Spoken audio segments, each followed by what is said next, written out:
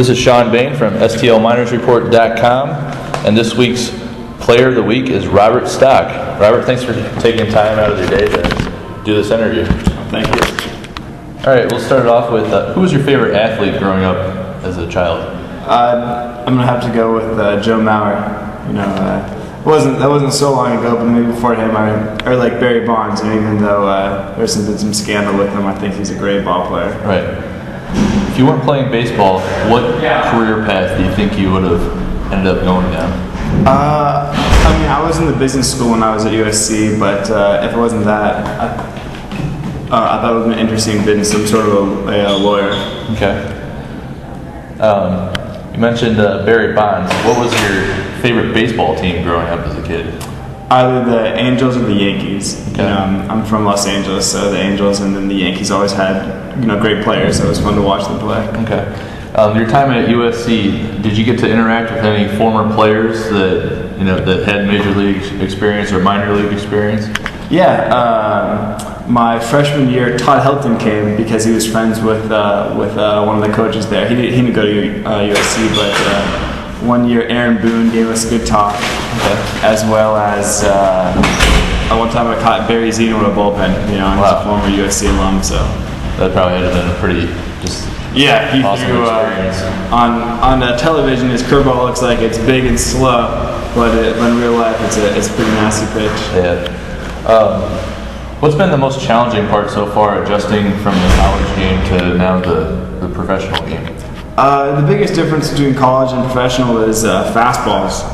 Because guys use wood bats, and so pitchers are more willing to come at you and challenge you. Whereas in college with a metal bat and the umpiring is different, so you're more apt to get more off-speed pitches. So it's just you really can't sit back and just wait for something slow to come in. You got to be ready to hit some heat.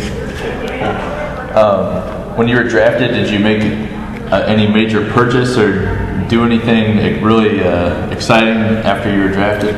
I paid off my some student loans. I bought a car and a laptop. Okay, cool. Other than baseball, what's something that you really enjoy that you're very passionate about? I think for hobbies, I read a lot of books and play video games with my buddies. Okay. Do you got any? What's your favorite game or favorite book my favorite book ever that I've read is Lord of the Rings, and I play a lot of Halo. Okay, cool. Can you talk a little bit about Manager Rodriguez and just how he's helped you since you been under his wing or under his coaching? Last year he was the hitting coach when I was at Johnson City, so I worked with him a lot there, and then he became manager of Quad Cities, and the whole year he's really stringent when it comes to every day to make sure you're doing the right thing, whereas someone else might let you just slide by and not giving your best. He really makes sure that you're giving everything you can to become a better ball player. Okay, cool.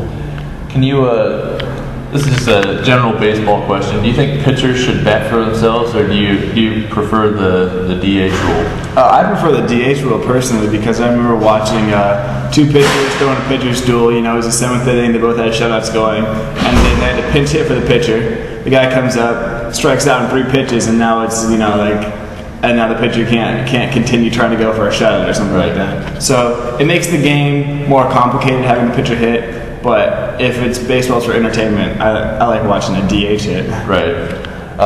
What's your opinion on baseball's, quote, unwritten rules?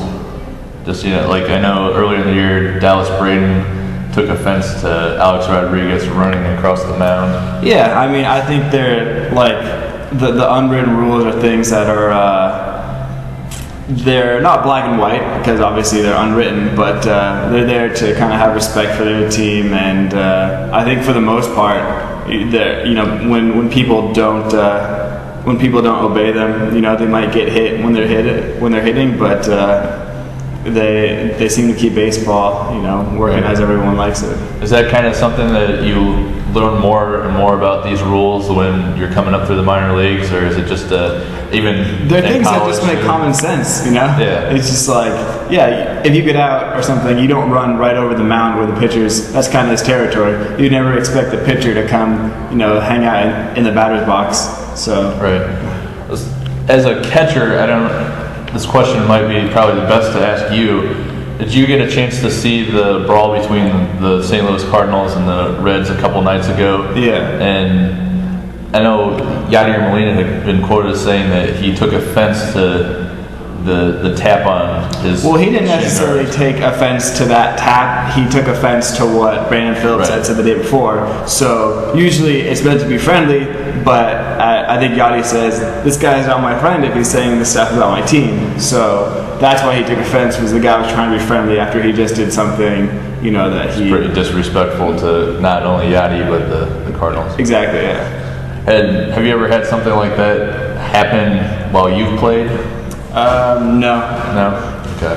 I mean, I've gone with a couple guys, but they don't been trying to be buddies afterwards. Yeah, that's true. All right. What's your opinion on instant replay in baseball? I think it would be beneficial. I think that maybe as a younger player, that just because it's always been a certain way, or this is what baseball isn't really a good answer for me when a call could be correct and it's ever getting incorrect. So I understand that it might delay the length or it might delay games and add some time, but I think getting the right call is more beneficial. Okay. Could you talk a little bit about playing in the Quad Cities and maybe what's your favorite thing so far that you've done here? Best thing about the Quad Cities is probably like we've got the Mississippi River, so some guys go fishing, and when my family came in town, we just like walked up and just that was what's notable about Quad Cities. Okay. And last couple questions they're going to be about spring training. Could you just give us or the fans an idea of what the typical day for a player like yourself at spring training, what you do? Yeah, I mean, spring training, especially for a catcher, was we got there about 6 o'clock. Work out, stretch before we have early work, which might start at 7, so you eat some breakfast or something. But then you have early work, and then maybe stretches at 8:30 or 9, and you run through some practice drill or some like drills, fundamentals, bunting, certain plays, and then you go into batting practice, and then lunch, and then in the afternoon you play a game against each other. Okay, cool. I know Jesse Simpson had mentioned that Mike had helped out a lot during spring training with the catchers, and just he was one of the guys that former players came back and he's helped out a lot. Can you talk about working with him a little bit? Yeah, I mean, last year I thought my most uncomfortable aspect of my game was blocking, and I spent all spring training. I got to go to big league camp, so I worked with him for even longer, and just like what I've gained from him and his experiences and his teaching is helped so incredibly that I feel what was like my weakest point last year is now my strongest point. Which is blocking, so it was extremely beneficial to be able to work with Mike. Okay. Can you just talk about like the first time you were at big league camp and just the emotions that were running through your mind and just some interactions you had with some of the players? Yeah, like the very first day, I'm stretching and there's reporters, snapping pictures, videoing us. I hear Albert Pujols talking over, in the corner. I hear Adam Wainwright talking with Chris Carpenter, and it was just really a good experience. And then, and later on, as I got to know some of the guys, they were joking that I kind of looked like Joe Mauer, and so that was when he signed his contract. And so the day he signed, I remember Wainwright came up to me and says, "Hey, congratulations on your contract." And I'm like, "Yeah, right." I wish. Yeah, right. And the last question, can you talk a little bit about catching, not only for Shelby Miller, but just the guys that you have right now? And yeah, I mean, if you go through our starting rotation, Joe Kelly throws upper 90s, Shelby Miller, Eric Formentero, Jorge Rondon, they all throw mid-90s, so we've got a starting rotation of flamethrowers, and then you add in, we've got Daniel Labona, a 4-year starter at UC Irvine, who's a lefty, brings a little bit of finesse into the rotation. It's really it's an exciting lineup to be able to catch.